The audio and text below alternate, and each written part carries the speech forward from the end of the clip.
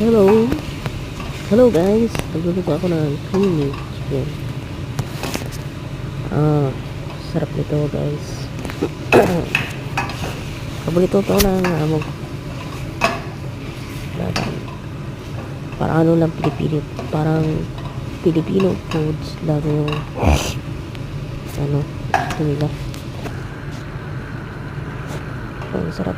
Gawa kayo nito guys sa sa bahay niyo. Creamy chicken. Hindi ko na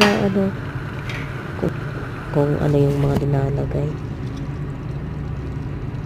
Medyo busy kasi pagsusundo kasi ako sa alaga ko, kaya hindi ko na yung paano kung ano ang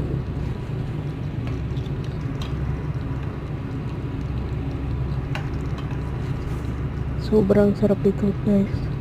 Masarap sana to yung nagmamantika, kaso yung amo ko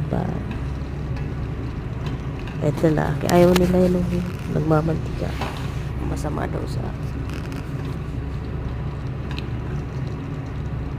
katawan. Pero nung buhay pa yung nanay ko, gusto ko yung ganung luto. Pag mga magulang natin ang nagluluto, sarap na sarap tayo. Iba kasi yung luto ng nanay, sobrang sarap. Kumbaga sa iyo, kumbaga sa hinahanap-hanap mo lagi yung luto mo. Nung buhay pa ng nanay ko, ganun. Sarap na sarap ako sa luto niya. As in, masarap talaga siya magluto. Katulad ng kapatid ko ngayon, yung panganay namin babae, ang sarap niya magluto. Kahit anong lutuin niya, masarap siya magluto. Doon nagmana ang kapatid ko. Pero ako, masarap din naman ako magluto. Pero mas para sa yung kapatid ko.